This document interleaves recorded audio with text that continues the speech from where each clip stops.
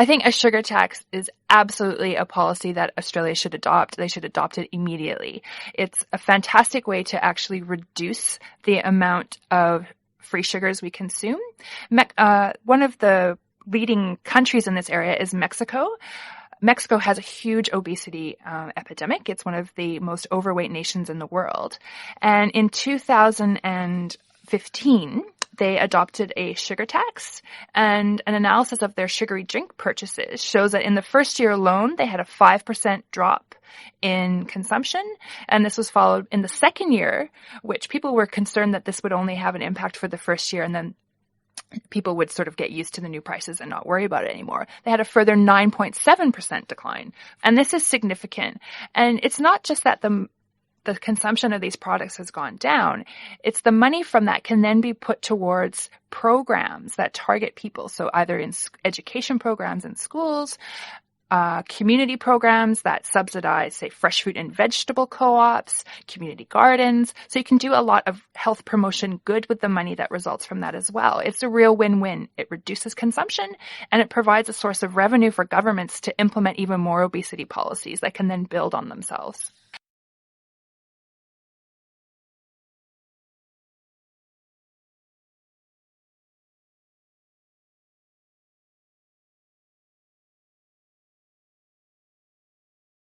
In this lecture, the speaker was talking about sugar tax. At the beginning of the lecture, the speaker covered many topics which include Australia, amount of free sugar, Mexico, obesity epidemic, most overweight nation in the world, sugary drink, and 5% drop in consumption. In addition, she also discussed various other aspects such as programs that target people, education programs, community programs, fresh fruits and vegetables, community gardens, and a source of revenue for governments.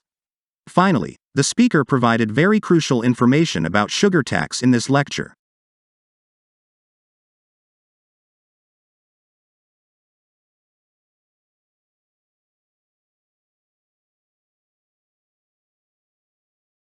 About 500 million years ago, the plants and the animals started to evolve.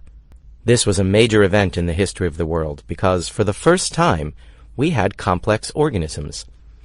There were all those species of the fish, lizards and snakes, dinosaurs, birds, and eventually mammals.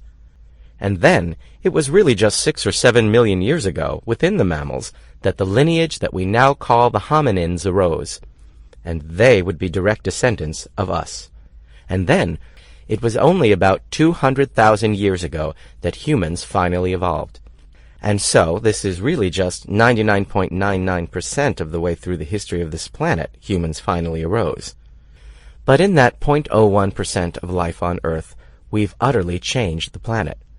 And the reason is that, with the arrival of humans 200,000 years ago, a new kind of evolution was created. The old genetical evolution that had ruled for 3.8 billion years now had a competitor, and that new kind of evolution was ideas. It was a true form of evolution, because now ideas could arise, and they could jump from mind to mind without genes having to change. So populations of humans could adapt at the level of ideas. Ideas could accumulate. We call this cumulative cultural adaptation.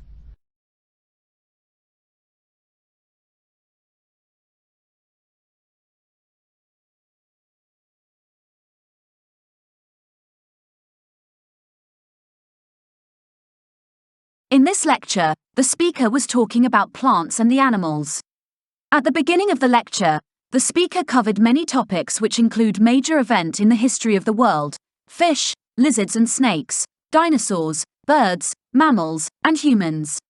In addition, he also discussed various other aspects such as history of this planet, old genetical evolution, 3.8 billion years, a competitor, ideas, a true form of evolution, and cumulative cultural adaptation. Finally, the speaker provided very crucial and interesting information about plants and animals in this lecture.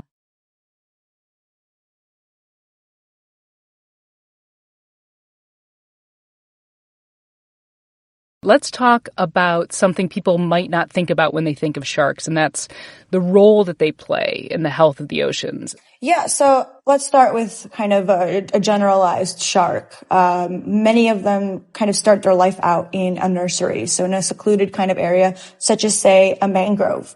And so they use the protection of those roots to kind of learn how to become a shark, to be able to hunt while not being hunted by their own species sometimes.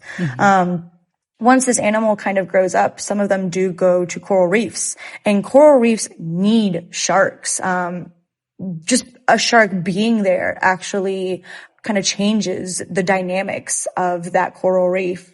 For example, in Fiji, there are some fish that are herbivorous that eat kind of like algae and seaweed that's in the coral reefs.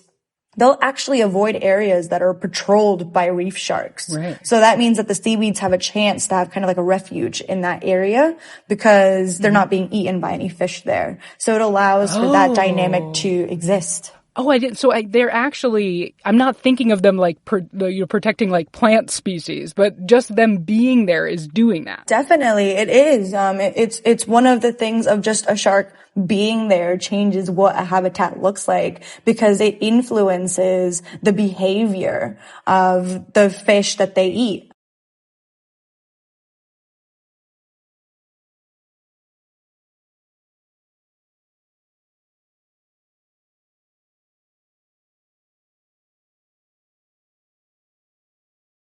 In this lecture, the speaker was talking about sharks. At the beginning of the lecture, the speaker covered many topics which include health of the oceans, start of the life in a nursery, protection of the groups, plant species, dynamics of the coral reef, and Fiji. In addition, she also discussed various other aspects such as fish, herbivorous animals, algae and seaweed, refuge, habitat, and behavior of the fish. Finally, the speaker provided very crucial and interesting information about sharks in this lecture.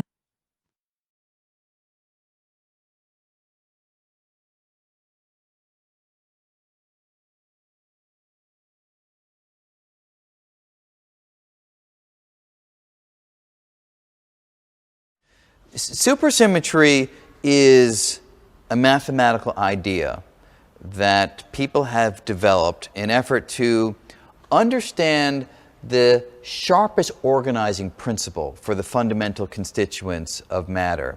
You see, we have learned that particles that seem to be different can actually secretly be united by certain symmetry principles. So we're used to the fact that there are symmetric objects in the world like a sphere or a basketball. You turn a sphere, and even though you've transformed it, it looks the same, fundamentally. We found that certain particles, when you transform one particle into another, even though it looks like the identity of the particle has changed, overall the equations describing it, they don't change at all, an underlying level of symmetry. But what we've not been able to do is find a symmetry that would relate certain kinds of particles, namely matter particles and force particles. Matter particles are particles like electrons and muons, quarks. Force particles are like photons and gluons and WZ bosons.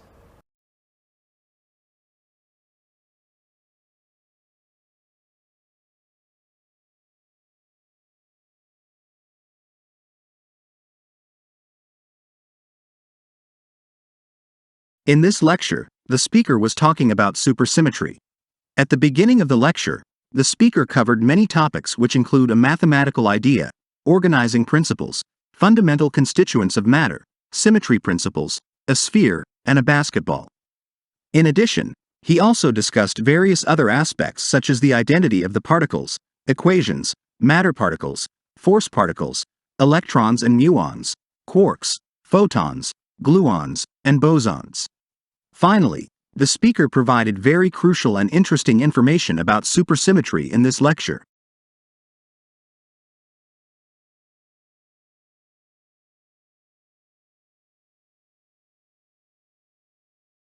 I'm 43 years old and I owe tens of thousands of dollars in student loans. Oh, sure, I knew the loans were piling up as I went through school. But with one loan coming from here, another from there, I had no idea of the rock slide that was building. 15 years later, I still experience moments of sheer horror regarding my family's financial situation. My monthly student loan payment is more than triple my car payment. Okay, so without my college degree, I would not have been able to get my current job. For that, I'm grateful, but at what cost? My loans have been accruing at a rate of 10%, and now they have burgeoned to, well, I'm an English major, you do the math. I don't think they'll ever get paid off. Do I wish I'd chosen another educational route? You bet. Perhaps trade school. I thought that being a plumber might not be such a bad gig. But if your job aspirations require a 4-year degree, take my advice and choose a college you can afford both during and after graduation.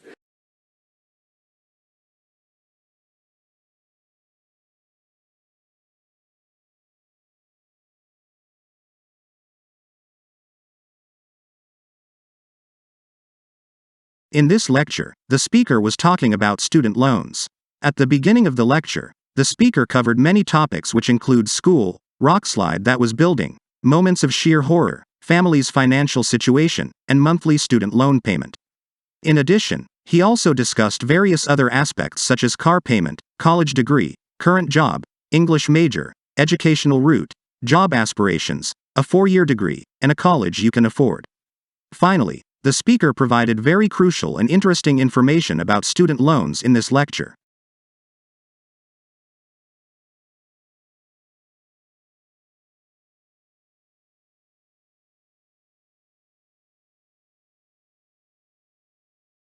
A dimension of space is basically an independent direction in which, in principle, you could move, you could walk.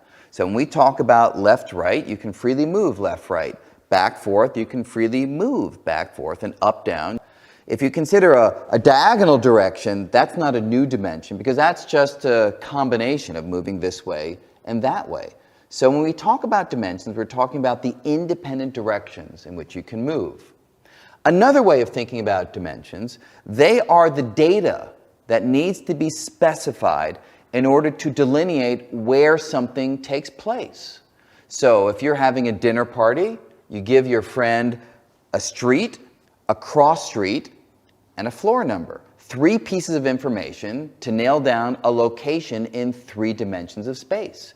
According to string theory, in reality, you need to give your friend more than just those 3 pieces of information. You need to tell them coordinates, data that specifies where in the extra dimensions the dinner party is taking place too, but because the extra dimensions we think are so small, it doesn't matter to your friend whether they show up exactly at the right location in the extra dimensions or not, because things are not able to penetrate them in any meaningful way. But that's what a dimension would be. It's a piece of data necessary to delineate where something takes place.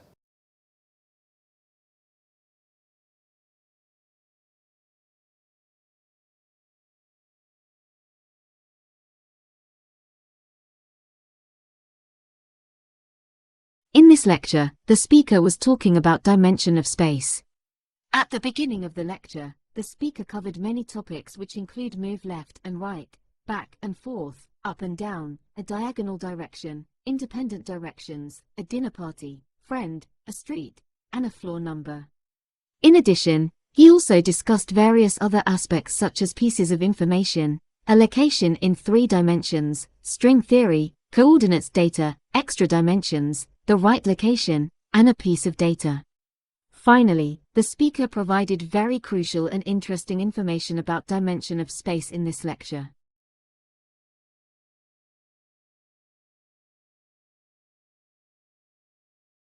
An attractive advertisement is one that sells the product well. The advertisers today are not concerned with the truth or the value of the product. Their only concern is profit making. For the buyers, a good ad should speak honestly. Attractiveness or entertainment is only secondary. Nowadays, advertisements also portray a lot of violence, which has a negative impact on the young minds. In fact, psychologists have proven that because of increasing violence shown on television, children tend to become violent. It is essential that we think with our brain and not let our emotions sway us away. As a consumer, It is your responsibility to understand the difference between inferior and superior quality. You must also understand that certain things that are advertised are of no use to you. It is not essential to buy each and every new item that is advertised. Advertising is a business, and to do well, they need to be creative. And that is the reason they come up with novel ideas each day to influence the minds of the consumers.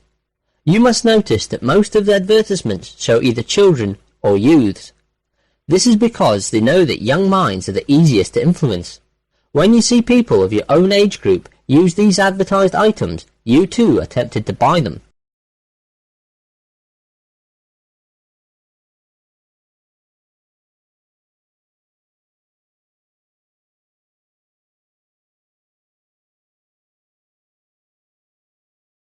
In this lecture, the speaker was talking about attractive advertisement. At the beginning of the lecture, the speaker covered many topics which include value of the product, profit-making, attractiveness or entertainment, violence, negative impact, young minds, and psychologists.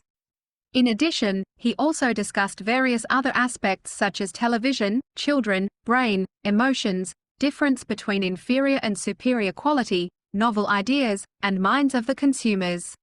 Finally, the speaker provided very crucial and interesting information about impact of advertisement in this lecture.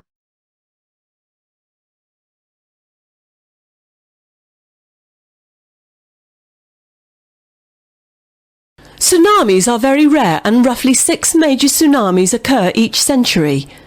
It is believed that 65 million years ago, a tsunami was triggered by a meteoroid at the tip of Mexico's Yucatan Peninsula, which led to extinction of terrestrial dinosaurs. Many major tsunamis took place after that. But talking of 21st century, a major tsunami in the Pacific Ocean was triggered by an earthquake in southern Peru on June 23, 2001. A more devastating tsunami in the Indian Ocean hit 11 countries including Indonesia, Thailand, Sri Lanka and southeastern India on December 26, 2004.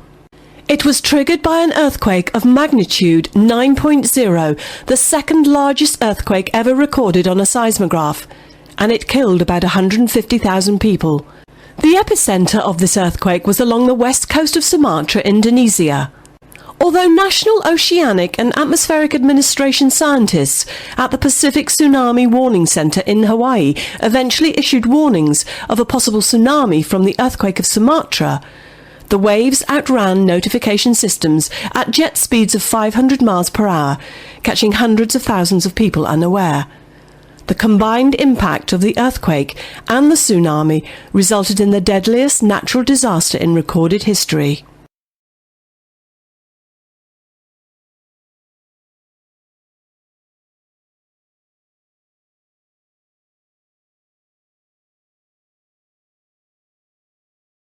In this lecture, the speaker was talking about tsunamis.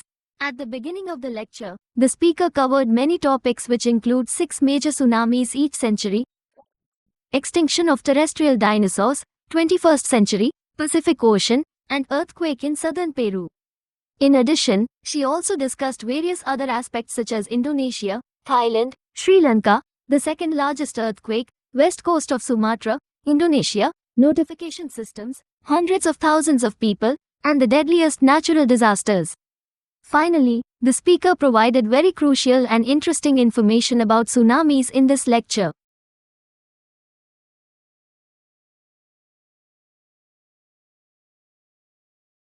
Let me start today by asking the question, what is political philosophy?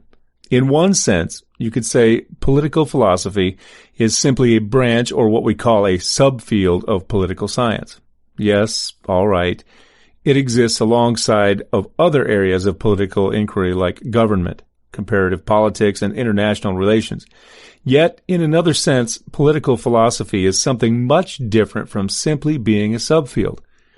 It seems to be the oldest and most fundamental part of political science.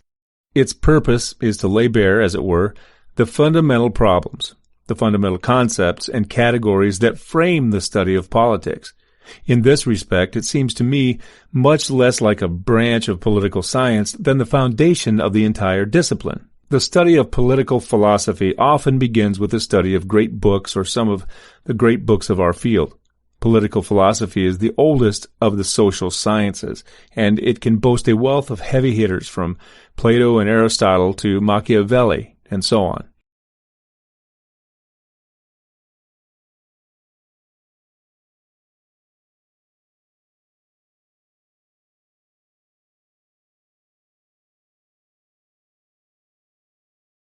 In this lecture, the speaker was talking about political philosophy. At the beginning of the lecture, the speaker covered many topics which include a subfield of political science, areas of political inquiry, government, comparative politics, international relations, and most fundamental part of political science. In addition, he also discussed various other aspects such as fundamental problems, fundamental concepts, the study of politics, the foundation of the entire discipline, great books, social sciences, Plato, and Aristotle. Finally, the speaker provided very crucial and interesting information about political philosophy in this lecture.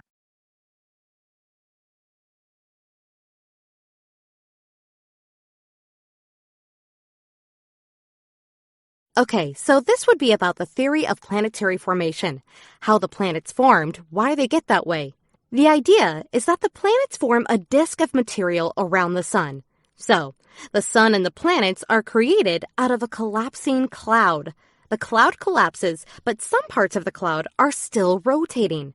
That prevents them from collapsing. And then a kind of disk of stuff around it. And this disk consists of basically the same material as the sun, which is to say, lots of gas, by which I mean hydrogen and helium in particular.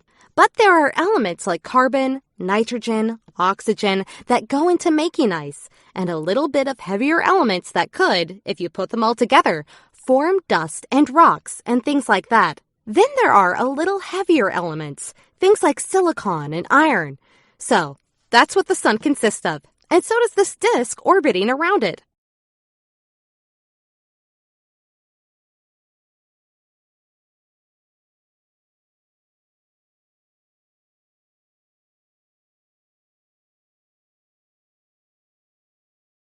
In this lecture, the speaker was talking about the theory of planetary formation. At the beginning of the lecture, the speaker covered many topics which include how the planets formed, a disk of material around the sun, a collapsing cloud, and rotating parts of the cloud.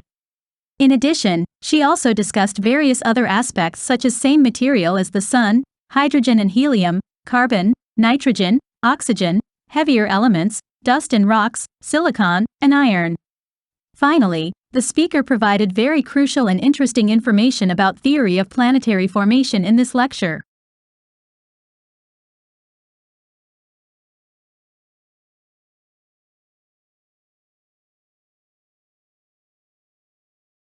Across the world, people have been watching the choice that Britain has made. I would reassure those markets and investors that Britain's economy is fundamentally strong. And I would also reassure Brits living in European countries and European citizens living here that there will be no immediate changes in your circumstances. There will be no initial change in the way our people can travel, in the way our goods can move, or the way our services can be sold. We must now prepare for a negotiation with the European Union. This will need to involve the full engagement of the Scottish, Welsh, and Northern Ireland governments to ensure that the interests of all parts of our United Kingdom are protected and advanced. But above all, this will require strong, determined, and committed leadership. I'm very proud and very honoured to have been Prime Minister of this country for 6 years. I believe we've made great steps, with more people in work than ever before in our history, with reforms to welfare and education, increasing people's life chances, building a bigger and stronger society, keeping our promises to the poorest people in the world, but above all, restoring Britain's economic strength.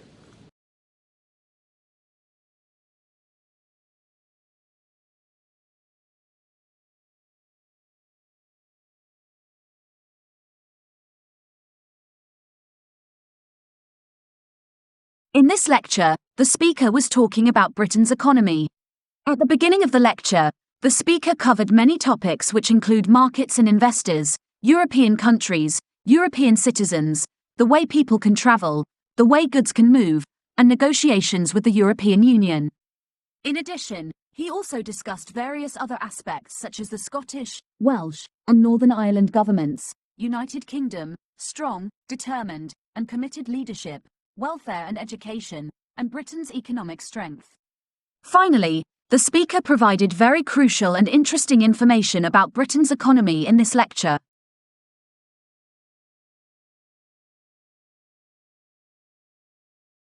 Shakespeare, like many of his contemporaries, draws heavily and widely on the natural world.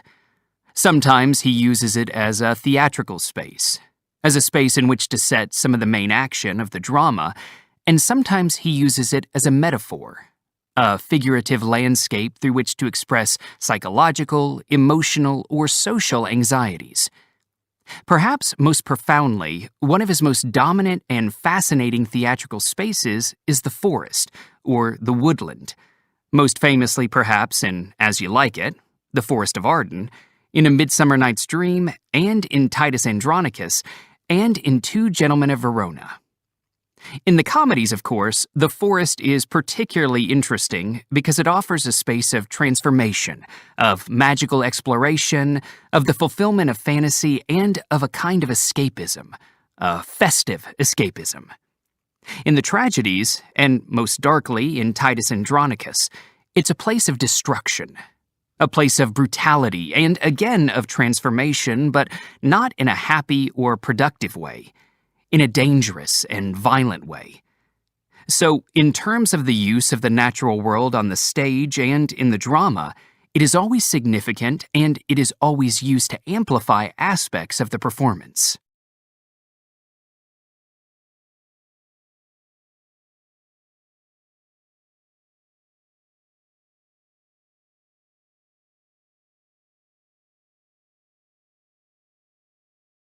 In this lecture, the speaker was talking about Shakespeare. At the beginning of the lecture, the speaker covered many topics which include the natural world, a theatrical space, main action of the drama, a figurative landscape, psychological, emotional, and social anxieties. In addition, he also discussed various other aspects such as the forest or the woodland, a space of transformation of magical exploration, a place of destruction, a place of brutality, a happy or productive way, a dangerous and violent way. Finally, the speaker provided very crucial and interesting information about Shakespeare in this lecture.